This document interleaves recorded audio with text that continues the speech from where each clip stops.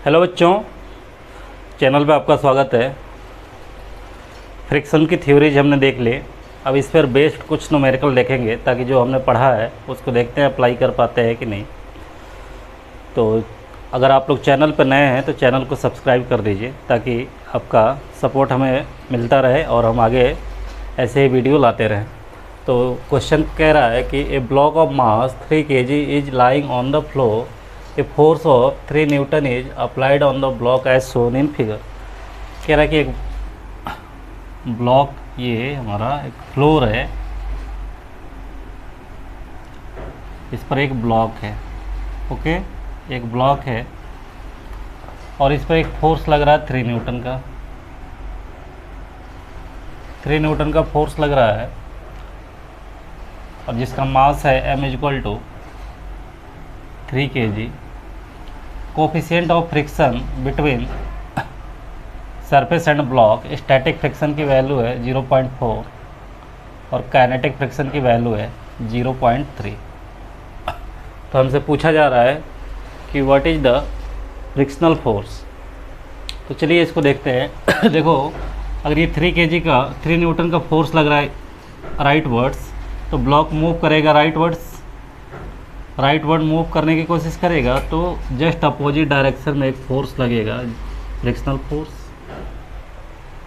इसका wait mg नीचे की तरफ काम करेगा और नॉर्मल रिएक्शन ऊपर की तरफ काम करेगा। ये 90 डिग्री है तो हम जानते हैं कि नॉर्मल रिएक्शन इक्वल टू होगा mg। डैट मीन्स n की वैल्यू निकाल लें तो 3 × 10 डैट मीन्स 30 न्यूटन आएगा। हम जानते हैं कि फ्रिक्शन की वैल्यू, लिमिटिंग फ्रिक्शन की वैल्यू होती है μs × n। यहाँ पे एक बार चेक करेंगे कि जो फ्रिक्शन की वैल्यू है, लिमिटिंग फ्रिक्शन की वैल्यू है, क्या 3 न्यूटन से कम है कि ज़्यादा है। अगर fs की वैल्यू 3 न्यूटन से ज़्यादा होगी तो ब्लॉक हमारी मूव नहीं करेगी। अगर fs की वैल्यू 3 न्यूटन से कम है तो हमारी ब्लॉक जो है मूव करेगी और उस समय कोफिशिएंट ऑफ फ्रिक्शन म्यू के लेना पड़ेगा। तो पहले एक बार चेक कर लेते हैं। μs इक्वल टू 0.4 × 30, तो ये हमको मिल जाएगा 12 न्यूटन। यानी कि आप देख रहे हैं कि fs की जो वैल्यू 3 न्यूटन से ज़्यादा है तो जाहिर सी बात है कि इसकी मैक्सिमम वैल्यू कितनी है, 12 न्यूटन है। तो ब्लॉक मूव करेगा ब्लॉक हमारी मूव नहीं करेगी उस समय। तो हमने देखा है कि जो फ्रिक्शनल फोर्स होता है, स्टैटिक फ्रिक्शन होता है, वो सेल्फ एडजस्टिंग फोर्स होता है। तो फ्रिक्शन की वैल्यू कितनी होगी, F इक्वल टू, आप जितना फोर्स लगाएंगे उतना ही फोर्स यहाँ पे पीछे की तरफ लगेगा, जो कि आपका फ्रिक्शन फोर्स होगा। तो आंसर क्या हो जाएगा, 3 न्यूटन फ्रिक्शनल फोर्स लगेगा। ये 12 न्यूटन नहीं है, 12 न्यूटन स्टैटिक फ्रिक्शन की मैक्सिमम। अगर आपको वीडियो पसंद आ रहा हो तो चैनल को सब्सक्राइब कर दीजिए और इसको अपने दोस्तों के साथ शेयर करिए ताकि उनको भी इसमें जो भी डाउट्स है वो दूर हो जाए, और हमें भी सपोर्ट करिए ताकि हम आगे ज़्यादा से ज़्यादा वीडियो लेके आएँ। अगर आपको किसी और टॉपिक पे वीडियो चाहिए तो आप कमेंट कर सकते हैं हमें कि किस टॉपिक पे आपको चाहिए। तो देखिए, एक क्वेश्चन है कि as shown in figure find friction force and acceleration. एक ब्लॉक है जिसका मास 20 kg है, एक हॉरिजॉन्टल सरफेस पे रखा गया है जिसपे स्टैटिक फोर्स फ्रिक्शन की वैल्यू 0.4 है और काइनेटिक फ्रिक्शन की वैल्यू 0.3 है और इस पे F इक्वल टू 90 न्यूटन का फोर्स लगाया जा रहा है। 90 न्यूटन का फोर्स लगाया जा रहा है तो हमसे पूछा जा रहा है कि what is the frictional force. तो इसको सॉल्व करने से पहले देखिए, हम जानते हैं कि जो काइनेटिक फ्रिक्शन की वैल्यू होती है स्टैटिक फ्रिक्शन से कम होती है और ये वैल्यू होती है, हमने देखा था फ्रिक्शनल फोर्स इक्वल टू होता है μ × n। जब बॉडी हमारी मूव करेगी तो उस समय ये स्टैटिक जब बॉडी हमारी रेस्ट में रहेगी उस समय स्टैटिक फ्रिक्शन हो जाएगा, इसको हम μs से डिनोट करेंगे। और जब हमारी बॉडी मूव करेगी उस समय हम इसको μk से डिनोट करेंगे और ये हमारी हो जाएगी coefficient of kinetic friction.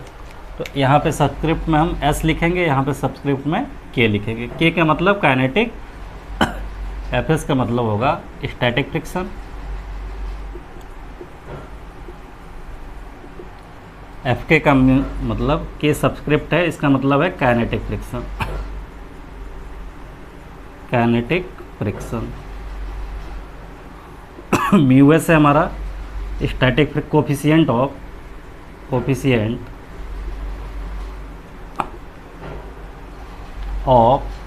Static friction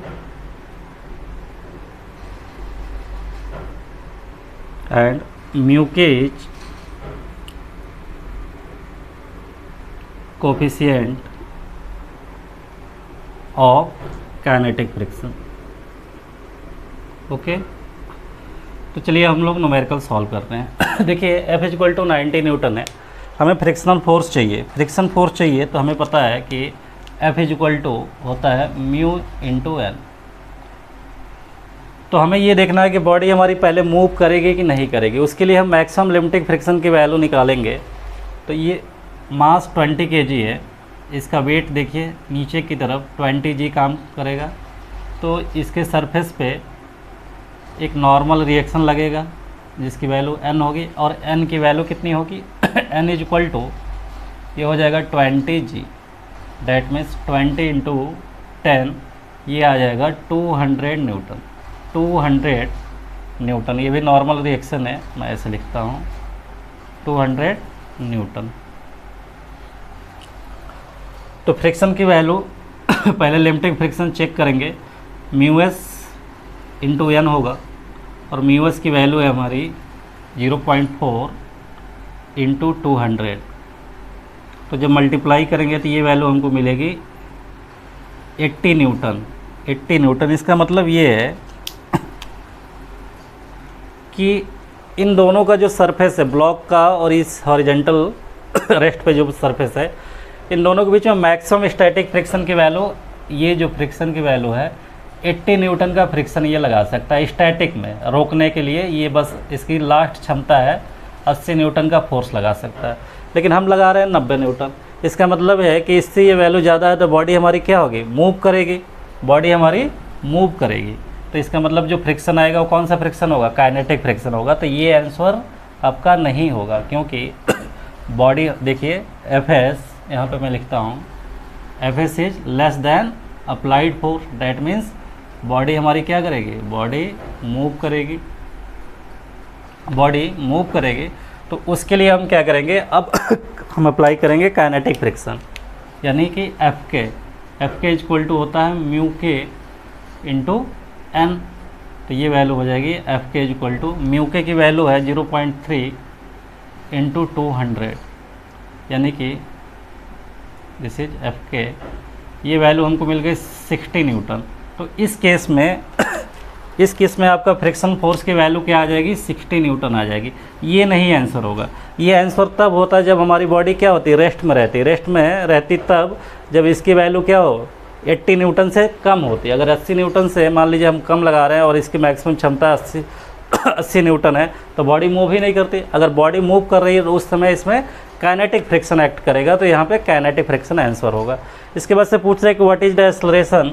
तो एक्सेलरेशन ए इक्वल टू हम जानते हैं कि होता है force upon mass, force upon mass, that means 60। तो acceleration A equal to 60 divide by mass, mass की वैल्यू है 20, इससे डिवाइड किया तो ए इक्वल टू हमको मिल गया 3 मीटर पर सेकेंड स्क्वायर। इसका मतलब अगर ये इधर की तरफ मूव कर रही है तो इसके अंदर एक्सेलरेशन आ गया 3 मीटर पर सेकेंड स्क्वायर। तो इस तरह से इस क्वेश्चन को सॉल्व करेंगे। एक बार इस क्वेश्चन को पढ़िए, देखिए वीडियो को अच्छे से 1 से 2 बार, उसके बाद से खुद से ट्राई करिए और एनालिसिस करिए कि क्यों हम लोग एफ के इक्वल टू 60 न्यूटन लिए, क्यों F S equal to 80 newton नहीं लिए। इस पर एक बार सोचिए, क्योंकि वो सारी चीज़ें हमने बता दी है।